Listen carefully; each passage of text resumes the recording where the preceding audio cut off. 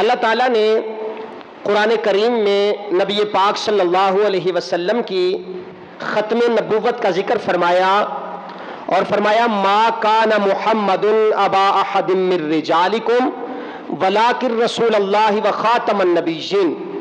فرمایا محمد صلی اللہ علیہ وسلم تم میں سے کسی مرد کے باپ نہیں، لیکن وہ اللہ کے رسول ہے، وخاتم النبیین اور سارے نبیوں کے آخر میں آنے والے ہیں. یہ قرآن کریم کی آیت کا ظاہری ترجمہ ہے، یعنی تفسیری ترجمہ ہے.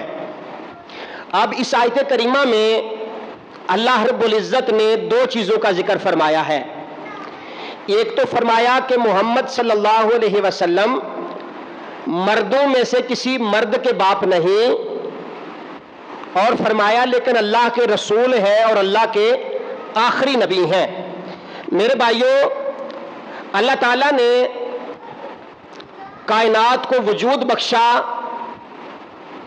انسانوں کی تخلیق فرمائی، پھر بنی نوع انسان کی ہدایت کے لیے اللہ رب العزت نے 1,24,000 کم و بیش انبیاء کو اس دنیا میں بھیجا، جو اپنے وقت میں اللہ کی توحید کا اعلان بھی کرتے اور اپنی نبوت کا اعلان بھی کرتے. یہ سلسلہ جناب ابو البشر حضرت آدم علیہ السلام سے شروع ہوا اور میرے اور آپ کے آقا و مولا حضرت محمد مصطفیٰ صلی اللہ تعالی علیہ وسلم پر مکمل ہو گیا. آقا علیہ السلام فرمایا کہ بنی نوع انسان کی ہدایت کے لیے جو اللہ نے نبی بھیجے، ان نبیوں میں سب سے آخر میں دنیا میں تشریف لانے والا اللہ کا میں رسول ہوں. فرمایا میرے بعد کوئی رسول آ ہی نہیں سکتا. میرے بھائیوں، اگر ہم کائنات کو دیکھیں تو جو سلسلہ نبوت شروع ہوا تھا وہ سرکار کی ذات میں ختم ہو گیا. اب کوئی اللہ کا رسول آ ہی نہیں سکتا. میرے بھائیوں، میرے اور آپ کے آقا مولا جناب محمد الرسول اللہ صلی اللہ علیہ وسلم اس قصر نبوت کا جو آخری اینٹ ہے وہ میرے اور آپ کے آقا مولا ہیں. اس شجر نبوت کا جو آخری پھل ہے وہ میرے اور آپ کے آقا مولا جناب محمد الرسول اللہ صلی اللہ علیہ وسلم ہیں. میرے آقا خاتم النبیین ہیں اور فرمایا کہ جس طرح ہم اللہ کو وحدہ لا شریک مانتے ہیں، یہ ہمارے ایمان کا جز ہے. ہمارا یہ ایمان ہے کہ ہر کسی نے مرنا ہے.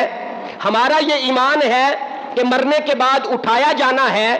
ہمارا یہ ایمان ہے کہ کل قیامت کا میدان لگنا ہے.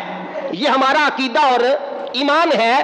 اسی طرح نبی پاک صلی اللہ علیہ وسلم کو اللہ کا رسول ماننا یہ بھی ہمارا کیا ہے؟ ایمان کا حصہ ہے.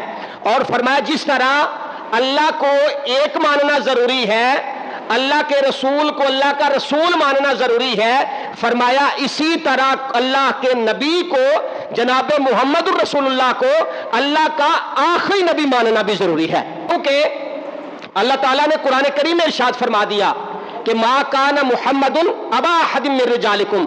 فرمایا محمد الرسول اللہ تم مردوں میں سے کسی مرد کے باپ نہیں، لیکن وہ اللہ کے رسول ہیں اور اللہ کے آخری نبی ہیں.